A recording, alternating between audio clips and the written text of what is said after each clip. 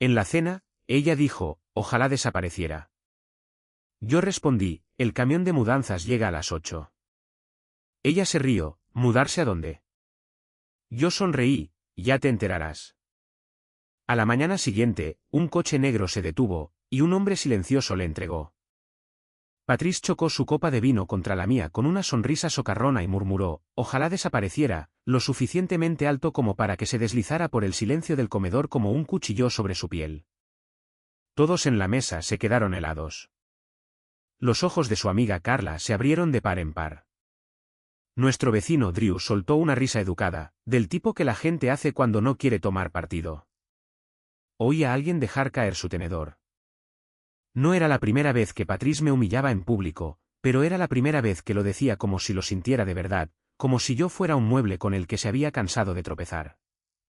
Me limpié la boca con una servilleta, levanté la vista lentamente y dije, tranquilo como una mañana de domingo. El camión de mudanzas llega a las 8. Ella se rió, demasiado fuerte, demasiado falso, ¿mudarse a dónde? Sonreí sin pestañear. Ya te enterarás. Nadie dijo una maldita palabra después de eso. Y ese fue el momento en que dejé de ser un esposo. No por ira, sino por precisión. Terminé mi vino, ayudé a recoger los platos como el Golden Retriever entrenado que había sido durante décadas, y luego me disculpé. Bajo el suave resplandor de la lámpara del estudio, abrí el portátil que guardaba bajo llave en la vieja caja de herramientas debajo del fregadero, escondido a plena vista. Entré en nuestras cuentas conjuntas. Un clic, otro, confirmar. ¡Boom! Me había ido. Financiera, legal, casi quirúrgicamente, se sintió limpio. No me fui con drama. No dormí en la habitación de invitados. Ni siquiera me llevé una maleta. Simplemente me senté en la oscura sala de estar viendo girar el ventilador de techo, escuchando el tic-tac del reloj que Patrice insistía en mantener, aunque nunca daba la hora correcta. Y me di cuenta de que esto no era venganza. Esto era liberarse del teatro. No más maquillaje de escenario. No más tarjetas con el guión pegadas a mi espalda que decían, sonríe y discúlpate. Ella no se dio cuenta de que desvié mi pensión. No preguntó por qué mi teléfono vibró a la 1:13 de la madrugada con un código de confirmación de un banco que ella olvidó que teníamos. Nunca preguntó qué pasó con la segunda llave del buzón o por qué de repente me había dedicado al voluntariado todos los viernes por la tarde. Porque había aprendido que la mejor manera de desaparecer no era huir.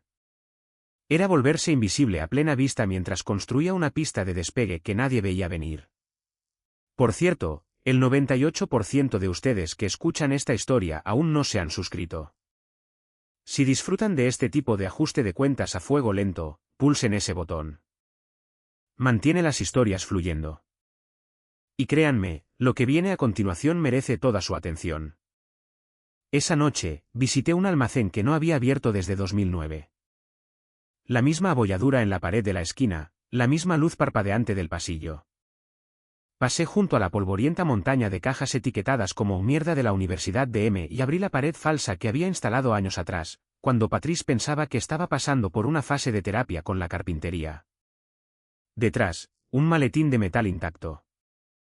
Dentro, copias de escrituras, estados financieros, un juego de declaraciones juradas notariadas y una tarjeta de débito prepagada con suficiente para desaparecer durante un año, sin hacer preguntas. Lo curioso es que no quería huir. Solo quería que ella viera lo que se sentía al hablar en una habitación y no recibir eco. Quería que se parara en su pequeño reinado, con la copa de vino en la mano, y se diera cuenta de que la corona era de papel y el trono de metal plegable. Así que, cuando llegué a casa a las 3:17 de la madrugada y ella estaba desmayada con una botella vacía sobre el pecho, la arropé con las mantas como siempre, apagué la televisión, recogí el pastel a medio comer que dejó fuera y sonreí. Obtuvo su deseo. Simplemente no se dio cuenta de que el acto de desaparición ya había comenzado. La mañana después de la cena, Patrice todavía babeaba sobre la almohada cuando salí del camino de entrada a las 6:03 de la mañana. No notaría mi ausencia. Demonios, no había notado mi presencia en años. El café todavía estaba caliente en el termo cuando salí de la autopista 2 pueblos al este, en un vecindario tan olvidable que hasta el GPS dudó. Besley Heights, una urbanización construida en los años 80, encajada entre una tienda de comestibles abandonada y una tienda de cebos cerrada. Nadie le prestaba atención. Y es precisamente por eso que mantuve el dúplex aquí a mi nombre y nunca dije una palabra. Mi tío me lo dejó en 2008. Patrice estaba demasiado ocupada planeando nuestro segundo crucero de nuevo comienzo como para preocuparse por el correo que recibía del registro del condado. El edificio se mantenía como siempre. Revestimiento beige opaco, buzón verde oxidado lo suficiente como para parecer feo, no lo suficiente como para ser reemplazado. Pero era mío, intacto por su alcance. Las ventanas me devolvían la mirada como viejos amigos que sabían no hacer preguntas. Dentro, olía a polvo, plástico y el leve rastro del mal gusto de otra persona en el papel pintado. Pasé los dedos por el borde del pasamanos. Madera maciza, todavía sin ceder. Las tuberías crujían como rodillas artríticas cuando abrí el grifo, pero el agua salía limpia. Eso es más de lo que podía decir de las mentiras en mi casa. Pasé 40 minutos caminando de habitación en habitación, no planeando, no imaginando, solo confirmando. Esto no era una fantasía. Esto era logística.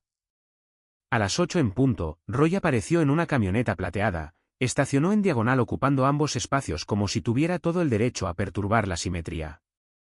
No había cambiado. La misma chaqueta gris, la misma costumbre de masticar palillos como si fueran sentencias. Solía ayudar a tipos como yo cuando transición era el código para la rehabilitación postdivorcio. No esta desaparición calculada. ¿Estás seguro?, preguntó antes incluso de saludar.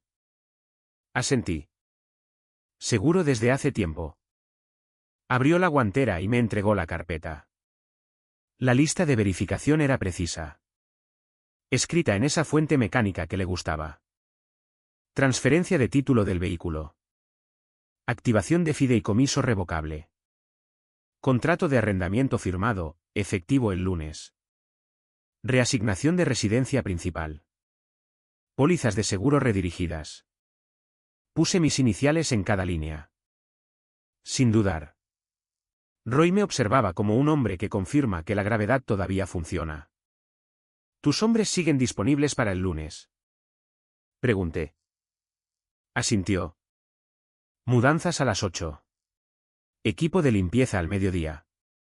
El agente inmobiliario interviene para el jueves. Todo lo demás está programado con disparadores digitales. Le entregué una memoria USB encriptada y cuidadosamente etiquetada, copias de seguridad por si acaso. La tomó. Ni siquiera pestañeó. ¿Sabes?, dijo, masticando. Eres el hombre que desaparece más tranquilo con el que he trabajado. Ese es el truco, dije.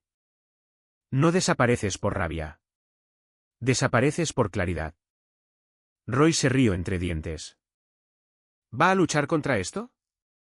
No al principio, dije, agarrando el sobre Manila con las instrucciones de transferencia preaprobadas. Está demasiado ocupada subestimándome. No le conté el pequeño detalle oculto en el contrato de arrendamiento. Que la inquilina que se mudaba al lado era Meredith, no como espía, solo presente, vigilante. Hablamos en voz baja hace meses. Sabía lo que Patrice había dicho a puerta cerrada. También sabía que la crueldad de su madre no era una fase. Era un patrón. Cerré con llave el dúplex, metí los papeles bajo el brazo y sentí algo que no había sentido desde mi tercer año de matrimonio. ¿Control? No poder, no venganza. Solo el agarre silencioso y medido del control. De camino a casa, pasé junto a una valla publicitaria que anunciaba un retiro de terapia de pareja. Caras sonrientes, tomados de la mano en el bosque. La ironía me hizo reír tan fuerte que tuve que detenerme a un lado de la carretera. Para cuando volví, Patrice todavía estaba en bata, mirando su teléfono, probablemente buscando a alguien que validara la pequeña broma de anoche. No notó que mis zapatos tenían polvo de grava. No preguntó dónde había estado. Eso es lo hermoso de desaparecer. Puedes empezar mucho antes de que nadie se dé cuenta de que te has ido. Probablemente está comprando una furgoneta para vivir en ella. Buen viaje. Las palabras flotaron por el pasillo como una niebla venenosa, medio ahogadas por la risa y el tintineo del hielo en su vaso de bourbon vespertino. Patrice estaba al teléfono con su hermana, la divertida, la que todavía usaba chaquetas de cuero y llamaba a la infidelidad simplemente flexibilidad emocional. Yo estaba de pie justo a la vuelta de la esquina, en el oscuro nicho junto al armario de la ropa blanca, escuchando como había aprendido a hacer durante décadas. Patrice nunca comprobaba si yo estaba cerca. Yo era el papel pintado, la suave música de fondo de su actuación diaria.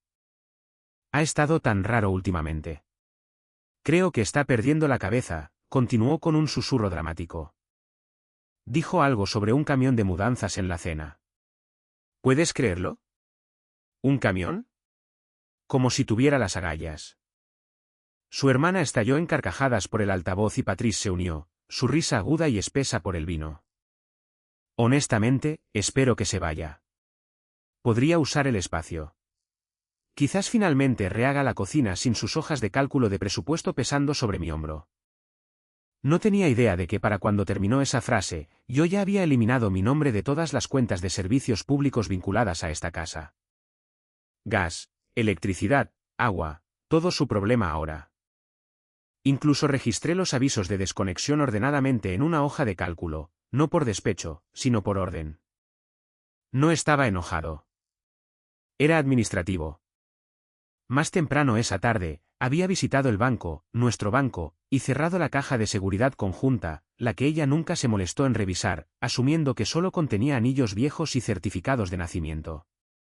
La vacié metódicamente. La alianza de mi madre, las medallas de guerra de mi abuelo, la escritura del pequeño terreno en Wyoming que Patrice siempre llamó tu patética fantasía en la cima de una colina. Desaparecido, transferido, salvaguardado. La pensión ya había sido desviada hace 3 días. El depósito directo ahora se deslizaba silenciosamente en una cuenta privada bajo mis iniciales y una LLC corporativa que registré hace 15 meses. La dirección vinculada a ella, el dúplex en Besley Street, legal, invisible, permanente y tranquilo. Ella se reía mientras se servía otra bebida y chismeaba con su hermana sobre cómo probablemente ni siquiera sé cómo usar Craigslist. Yo estaba trazando las piezas finales como en un tablero de ajedrez, movimiento por movimiento, un rey silencioso que la había dejado bailar por el tablero durante décadas, solo para acorralarla, pieza por pieza, hasta que no quedara a dónde ir más que fuera de la mesa. Esa noche, el vecindario cobró vida. Hileras de luces navideñas parpadearon como si el pueblo estuviera exhalando. Nuestra calle siempre se ponía festiva temprano. Clark, el de enfrente, ya tenía un Santa Claus inflable de 9 pies balanceándose torpemente en el jardín. Los niños corrían por la acera con abrigos acolchados, riendo, arrastrando trineos sobre hojas muertas. Olía a leña y canela y a una esperanza lejana. Dentro de nuestra casa, un silencio lo suficientemente denso como para masticarlo. Ella permaneció al teléfono durante otra hora, bebiendo y riendo, su voz rebotando de la crueldad casual al aburrimiento performativo. Me mantuve fuera de la vista en mi oficina con la puerta entreabierta, imprimiendo un último lote de extractos, notarizando el último formulario y sellando 3 sobres con pegatinas de colores. Azul para Roy, rojo para el agente inmobiliario, verde para el abogado. La vieja impresora hizo un ruido chirriante al terminar. Ella no lo oyó. Estaba demasiado ocupada planeando cómo repintaría las paredes del dormitorio una vez que me fuera. Esa era la diferencia entre nosotros. Ella pensaba que irse era ruidoso, dramático. Una maleta en la mano, tal vez una pelea a gritos en el césped, alguna gran escena en la que ella podría ser la víctima. Pero yo estaba tallando mi salida en susurros y decimales, un documento a la vez, una puerta cerrada tras otra. Para cuando notara que las paredes se estrechaban, la casa no se estaría derrumbando. Simplemente ya no sería suya. La oficina del contador no había cambiado en 30 años. Todavía olía débilmente a desinfectante de limón y tóner de impresora, con el mismo diploma descolorido de Syracuse torcido en la pared del fondo. Harold Fitz era el tipo de hombre que nunca había actualizado su corte de pelo ni su ética. Gris, fiable, silencioso, exactamente el tipo de hombre que quieres manejando números que podrían arruinar vidas. Levantó la vista de la petición que acababa de entregarle, sus gafas de montura de alambre deslizándose por su nariz. ¿Estás seguro de esto, Martín? Me recliné en la silla, abrí la cremallera del desgastado maletín de cuero y saqué la primera carpeta. Gruesa, con pestañas, codificada por colores. Esta es solo un calentamiento, dije, colocándola suavemente sobre la mesa. La abrió. Extractos de American Express de los últimos 7 años, marcados con rotulador rojo. Hoteles en Asheville, 3 joyerías diferentes en ciudades que nunca había visitado, viajes en Uber desde bares a una dirección residencial en Chesterfield que definitivamente no era la de su hermana. Le entregué una segunda carpeta. Esta era más desordenada. Capturas de pantalla de sus sesiones de póker en línea, retiros de sitios de apuestas turbios, una transferencia de $9.700 marcada como consultoría enviada a un hombre listado en su teléfono como Daniel B. Que luego confirmé a través de registros públicos que era el mismo hombre dueño de la propiedad donde misteriosamente siempre estaba cuidando al perro de un amigo. Harold hojeó los papeles como si estuviera leyendo un thriller que no quería terminar. Jesús, murmuró. ¿Todavía quieres que revise 2 veces las retenciones de impuestos de este trimestre? Pregunté inexpresivo. Exhaló bruscamente, se reclinó y me dirigió una larga mirada.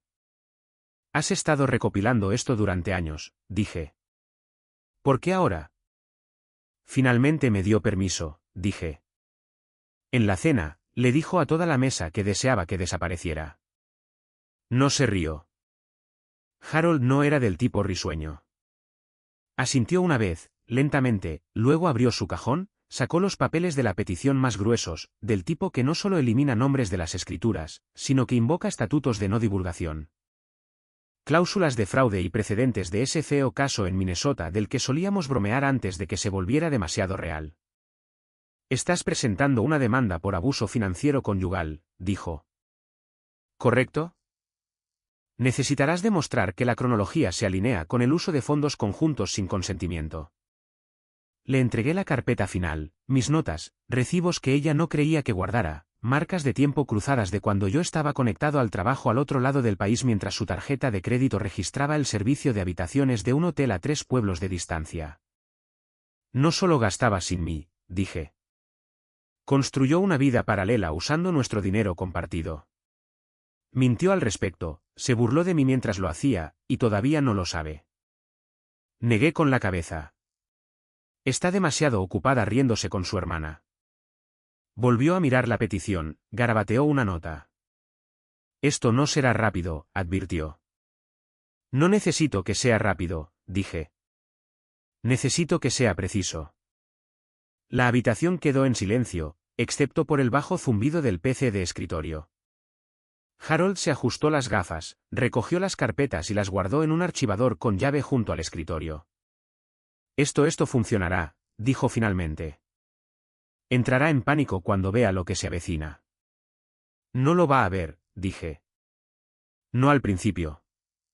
Ese es el punto. Me levanté, me abotoné el abrigo y le di la mano. El siguiente paso es el coche negro. Harold parpadeó. ¿Qué coche negro? Solo sonreí. Gracias, Harold. Envía los documentos el lunes. Ella piensa que es solo otra semana.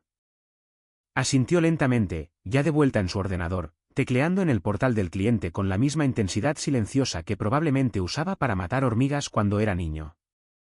Metódico, despiadado, invisible. Salí por la puerta de atrás. Siempre usaba la de atrás.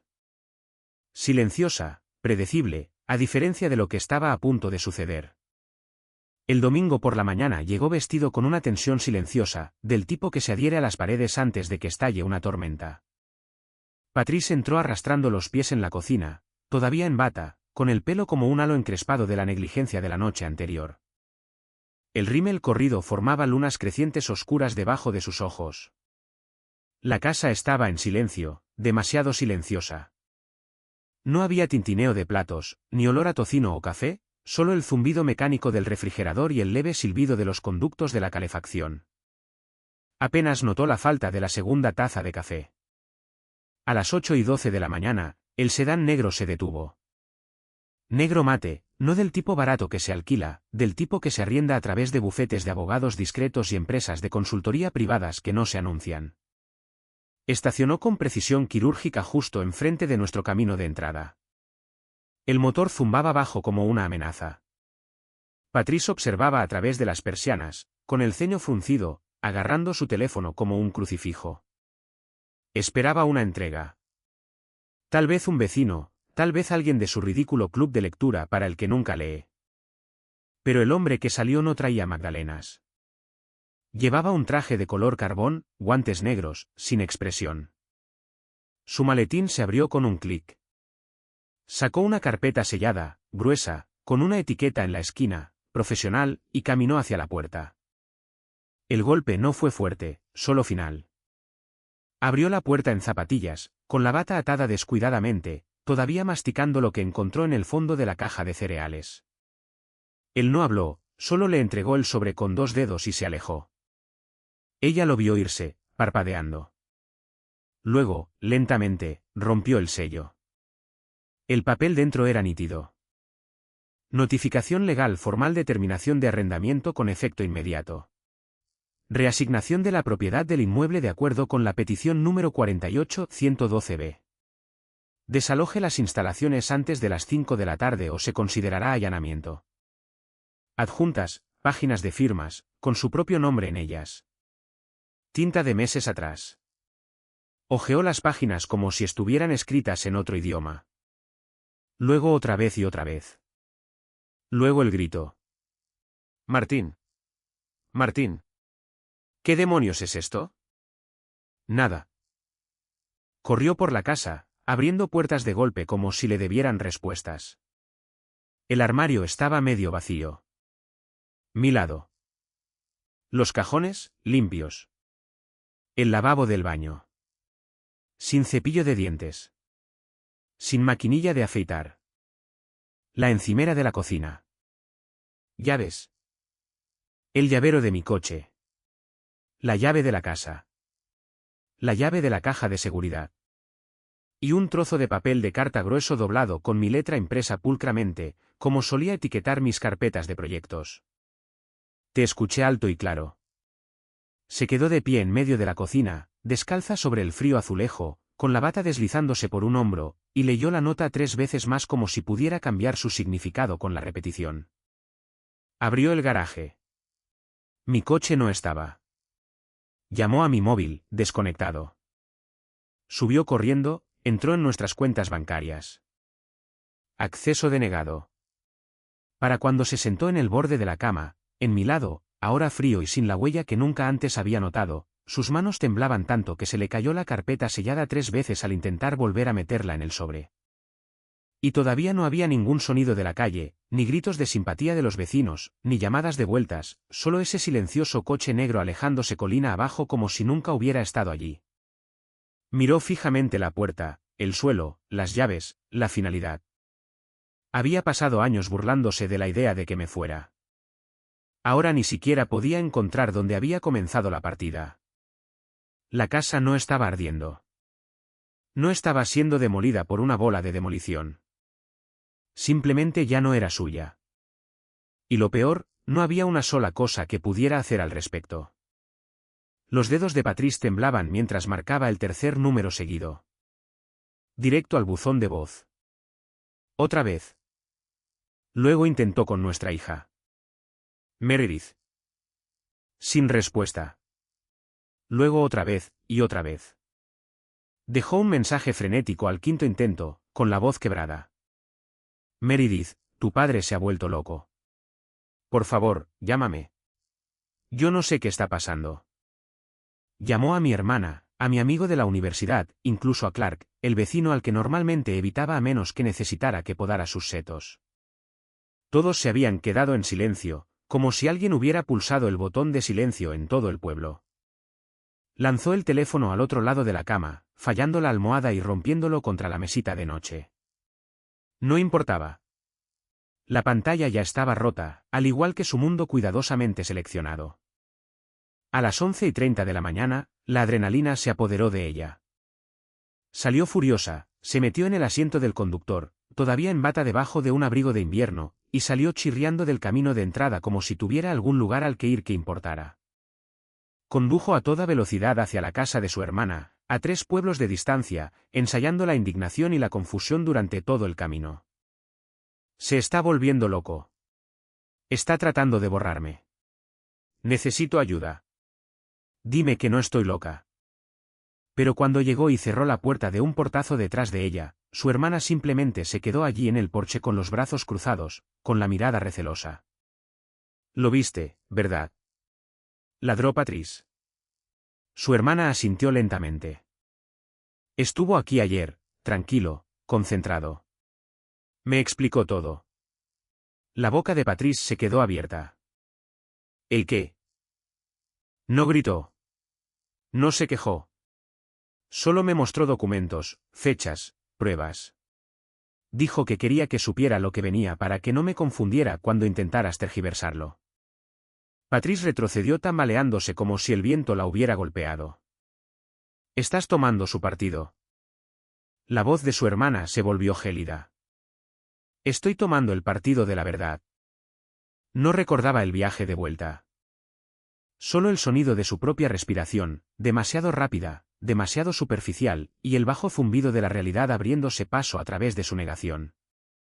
Giró en nuestra calle como alguien que se acerca a la escena de un crimen. Y lo era, 2 camiones de mudanzas flanqueaban la casa. 3 hombres que nunca había visto antes sacaban cajas con rápida eficiencia. Frenó en seco, saltó y gritó, ¿qué demonios está pasando? Uno de los mozos le entregó tranquilamente un portapapeles y dijo, «Señora, esta propiedad está siendo desalojada según la orden registrada. La carga final está casi terminada». Lo empujó para entrar en la casa. Su casa, maldita sea. Y casi resbala en el suelo pulido. Los muebles habían desaparecido, las paredes desnudas, los armarios vacíos. Lo único que quedaba en la sala de estar era una única caja de cartón colocada justo en el centro, como si la estuviera esperando. Con rotulador, escrito en la parte superior, tus palabras. La miró fijamente durante mucho tiempo, luego despegó lentamente la cinta. Dentro, una pila de capturas de pantalla pulcramente impresas, mensajes, chats grupales, sus correos electrónicos, cada comentario sarcástico que había hecho sobre mí a sus amigos, llamándome una reliquia aburrida, una hoja de cálculo moribunda en forma humana, un Yersibéis andante. Había impresiones fechadas de sus bromas crueles de las fiestas navideñas. Una particularmente larga que le había enviado a su hermana, Martín es básicamente papel pintado ahora. Ni siquiera lo oigo cuando habla. Debajo de eso, transacciones bancarias vinculadas a cenas y joyas. Luego, la pieza final, una impresión a color de un mensaje de su Gmail privado enviado a un hombre etiquetado como D. El mensaje era corto, no sospecha. Nunca lo hace. Honestamente, ojalá desapareciera para que pudiéramos empezar de nuevo pronto.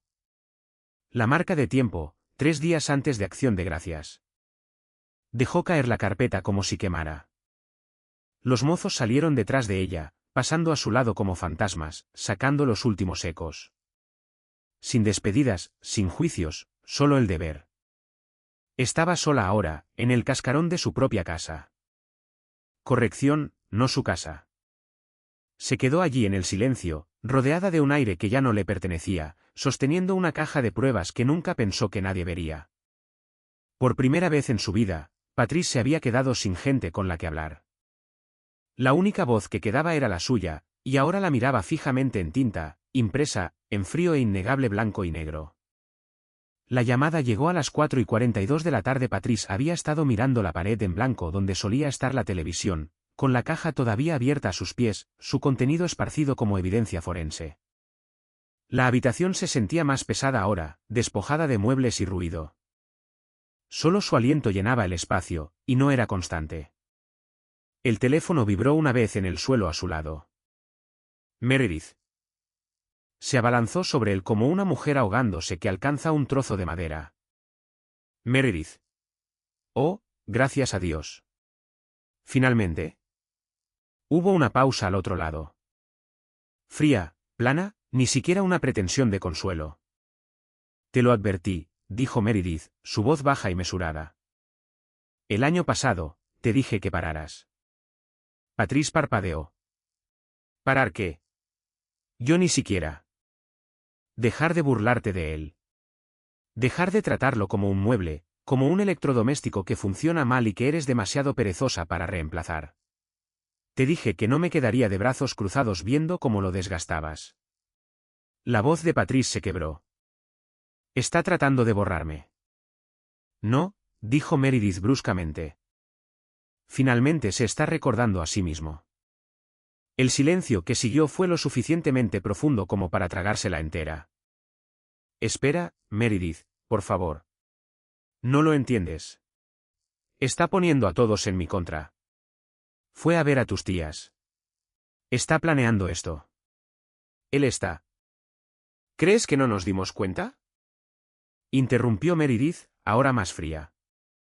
¿Crees que nadie se dio cuenta de cómo le hablaste en la cena, o en Navidad, o esa noche que accidentalmente lo dejaste fuera durante una tormenta de nieve? Eso fue, tartamudeó Patrice. Eso fue un malentendido. Se dejó el abrigo. Yo estaba allí, espetó Meredith. Te reíste.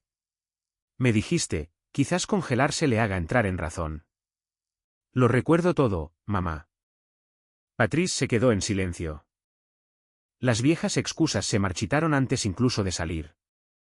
No te odio, dijo Meredith después de una larga respiración. Pero no voy a rescatarte. Construiste esto, un comentario sarcástico a la vez. Luego el clic. La línea quedó muerta. Patrice se quedó sentada, sosteniendo el teléfono contra su oreja mucho después de que la pantalla se oscureciera, esperando, rezando para que fuera un error, que la llamada se hubiera cortado, que Meredith volviera a llamar y dijera que no lo decía en serio. Pero no llegó ninguna llamada, ningún mensaje, solo el peso silencioso de la verdad instalándose en su caja torácica como cemento húmedo. Intentó decirse a sí misma que esto era temporal, que la sangre era más espesa que el orgullo herido, que las hijas no se vuelven frías de la noche a la mañana. Pero la peor parte fue que no se había dado cuenta de que Meredith se había estado alejando durante años. Se había perdido el distanciamiento, las llamadas cortas, los ojos en blanco cuando menospreciaba a Martín en acción de gracias, las sonrisas forzadas cuando insultaba su obsesión por la organización o se burlaba de él por pasar los fines de semana en el garaje catalogando fotos antiguas. Había confundido el silencio con la conformidad. Ahora no había dónde esconderse. Su hija, había elegido un bando, y no era el suyo. En esa sala de estar vacía, con solo una caja llena de vergüenza y el eco de su propia voz, Patrice lo sintió por primera vez. No confusión, no indignación, sino algo crudo. Abandono, no del tipo que ella infligía, del tipo del que no podía escapar.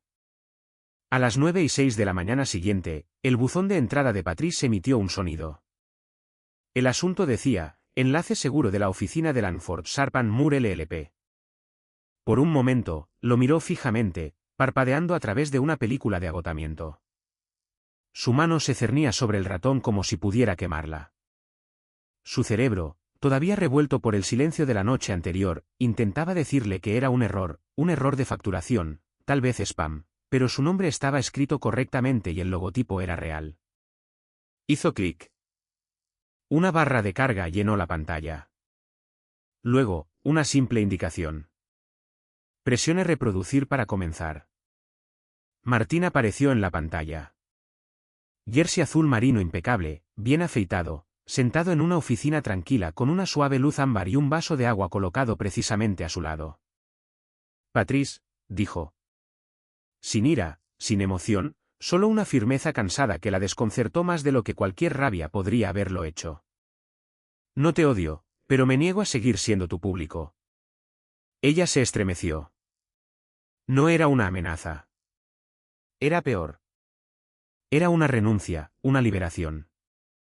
Dejaste clara tu posición, en voz alta, repetidamente, y durante años lo toleré porque confundí la resistencia con el compromiso. Miró directamente a la cámara.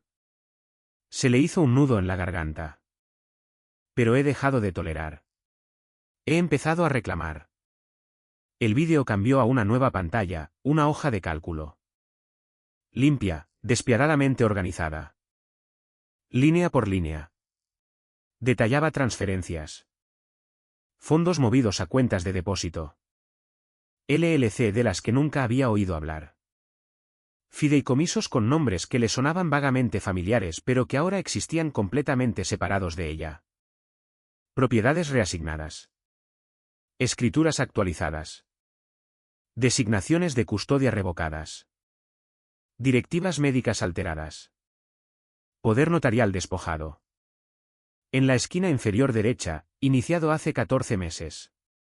Finalización, 93%. Finalización proyectada, 6 días. Luego, una segunda pestaña se abrió automáticamente. Donaciones caritativas, docenas, organizaciones con misiones de las que se había burlado en la cena, causas que Martín había mencionado una vez en voz baja y luego dejó de mencionar después de que ella pusiera los ojos en blanco una vez de más. Una de las donaciones, una gran suma desviada de una cuenta conjunta que ella asumía que todavía era para renovaciones. Destinatario, un refugio para veteranos con el nombre del padre de Martín. Otra, un fondo de becas creado con el apellido de soltera de su madre, un legado sin ella. Se llevó la mano a la boca mientras sus ojos recorrían la nota inferior. Activos anteriormente listados bajo Patrice Mayalerie. Estado actual, reasignados pendientes de aprobación legal final. Porcentaje recuperable, 0%. La pantalla volvió a mostrar a Martín. Sus ojos eran más suaves ahora. No crueles, no triunfantes, solo agotados. No te estoy borrando, dijo. Solo estoy eligiendo dejar de ser borrado. Una pausa. Este vídeo se autoexpirará en 24 horas. Puedes descargar los documentos adjuntos para tus archivos, pero no queda nada que discutir. Dejaste claros tus deseos. Deseabas que desapareciera. Se inclinó ligeramente hacia adelante. Así que lo hice. El vídeo terminó. Patrice se quedó helada, mirando la barra de reproducción como si volver a reproducirlo produjera un final diferente, pero no fue así. Hizo clic en los documentos. Archivos legales, decisiones irrevocables, sus propias firmas notariadas junto a otras que no recordaba haber firmado. El abogado lo había preparado todo con precisión quirúrgica. No era venganza. Era una extracción. Y ella ni siquiera sintió el bisturí. Intentó llamar al bufete de abogados. Buzón de voz. Intentó recargar el enlace. Vídeo marcado como visto. Sesión completa. El cursor parpadeaba en la pantalla vacía. Miró alrededor de la casa. Ya no era un hogar. Sin muebles. Sin ecos. Solo ese mismo silencio hueco y resonante. Todo lo que pensaba que era de ellos se le había escapado de las manos como polvo entre los dedos abiertos. Y él no había gritado. No había tenido un ataque. Simplemente se fue, sistemática, inteligente, silenciosamente. Y ahora todo lo que quedaba era el peso de su propia voz diciendo, ojalá desapareciera. Deseo concedido. Exactamente a las 11:17 de la noche, su teléfono vibró. Solo una vez. Un mensaje de texto. Sin nombre de contacto. Solo un número que no reconoció. Si quieres un cierre, nos vemos a las 4 de la tarde en 127 Beasley Street. Eso era todo. Sin puntuación, sin súplica, sin tono, solo coordenadas. Lo leyó 5 veces antes de buscar la dirección en Google. Beasley Street, una comunidad de casas adosadas. Nada lujoso. A 2 pueblos de distancia, lado este. Hizo zoom en la vista de la calle. Unidades beige idénticas como soldados en posición de firmes, despojadas de personalidad. Le temblaban las manos mientras agarraba su abrigo. ¿Cierre? La palabra resonaba como un desafío, como una prueba. No había comido. No podía recordar si siquiera había dormido, pero se saltó un semáforo en rojo en un momento dado y ni siquiera se inmutó. Simplemente apretó el volante como si le debiera una disculpa. Para cuando estacionó frente al 127 de Beasley Street, tenía la boca seca y las palmas de las manos sudorosas. Era poco impresionante. ¿Silencioso? Una sola planta colgante junto a la puerta, un buzón de latón, una cortina ligeramente corrida hacia un lado. Tocó el timbre una vez. La puerta se abrió casi de inmediato. Martín estaba allí, ni sorprendido, ni engreído, ni acogedor tampoco, solo presente. Se veía diferente, no más joven, no más feliz, solo liberado de una carga. Dentro, la casa era impecable, minimalista, sin desorden, sin fotos familiares, sin recuerdos de una vida que una vez compartieron. Solo una silla, una mesa pequeña y una carpeta. Hizo un gesto hacia la silla frente a él. Ella se sentó lentamente, como si se acercara a un acantilado. Su voz se quebró antes de que las palabras siquiera se formaran. «¿Podemos arreglar esto?» Martín la miró durante mucho tiempo. No con crueldad, no con ira, solo con la quietud cansada de un hombre que ya ha firmado la página final. Empujó la carpeta sobre la mesa. Ella la abrió. Un cheque que cubría exactamente su última contribución a la hipoteca, hasta el céntimo. Nada más. Lo miró parpadeando. «¿Qué es esto?» «Tu mitad de la casa», dijo. «¿La última?» Nunca se trató del dinero. Ella tragó saliva. «Planeaste todo esto.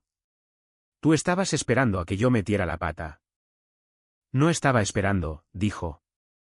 Estaba observando, documentando y decidiendo si el silencio era fuerza o estupidez. Se inclinó hacia adelante y juntó las manos. «Este es el lugar donde estaré. ¿Tranquilo? Fuera de tu camino. No más interrupciones. Pediste que desapareciera». Asintió una vez. «Así que lo hice». Ella lo miró fijamente, parpadeando rápidamente, deseando que las lágrimas llegaran. «Pero no lo hicieron». «No lo dices en serio», dijo ella. «Sí, lo digo», dijo él simplemente. «No puedes reescribir la historia solo porque cometí algunos errores». Él inclinó la cabeza. «Los errores se repiten. Los patrones perduran. Las historias no se reescriben solas.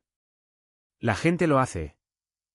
Cerró la carpeta lentamente, como si eso pudiera cambiar el resultado. «¿Realmente te estás yendo?» «Ya lo hice», dijo. «Esto es solo el eco». El silencio se extendió entre ellos, pesado con años de palabras que ahora no significaban nada. «No te odio», agregó. «Pero he terminado de actuar para alguien que abuchea desde la primera fila». Abrió la boca. No salió ningún sonido. Él se levantó, caminó hacia la puerta y la sostuvo abierta. El gesto no fue caballeroso. Fue final. Ella se levantó, agarrando su bolso como una muleta, y pasó a su lado. Lo último que vio antes de que la puerta se cerrara detrás de ella fue la habitación donde un hombre se había reconstruido a sí mismo ladrillo a ladrillo después de que ella pasara años pateando los cimientos. No hubo despedidas dramáticas, ni un colapso de último minuto, solo el sonido de una cerradura girando. En una casa que nunca le pertenecería, ni siquiera en el recuerdo. Esa noche, Patrice se paró en el umbral de lo que solía ser su casa, agarrando la fría manija de latón como si todavía pudiera reconocerla. Pero la cerradura no cedió. La sacudió una vez, luego más fuerte. Nada. A través de la ventana, solo vio el vacío, paredes desnudas, suelos limpios, el fantasma de una vida que había sido eliminada como una mancha fregada con lejía. Se dio la vuelta, esperando ver a alguien a quien pudiera confrontar, exigir respuestas, forzar un ajuste de cuentas. Pero la calle estaba en silencio hasta que pasó el coche. Un elegante sedán negro, con los cristales tintados y el motor zumbando bajo. En el asiento trasero, Martín estaba sentado, sin mirarla, solo hacia adelante. Todavía sereno. Salió del porche a la calle, agitando ambas manos. «Martín». «Nada».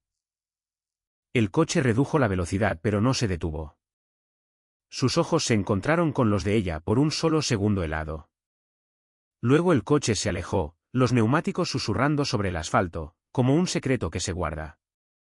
Se quedó en medio de la carretera, con la bata ondeando al viento, y finalmente entendió lo que significaba estar en el exterior de tu propia historia. A la mañana siguiente, El agente inmobiliario llegó con un portapapeles y 2 asistentes. Patrice intentó explicar, afirmar, protestar, pero la documentación no tenía espacio para su nombre. La propiedad ya había cambiado de manos. La nueva foto del anuncio se tomaría esa tarde. Ella no era una residente. Era un estorbo. Empujó la puerta lateral, la que siempre se atascaba, y entró en la cocina por última vez.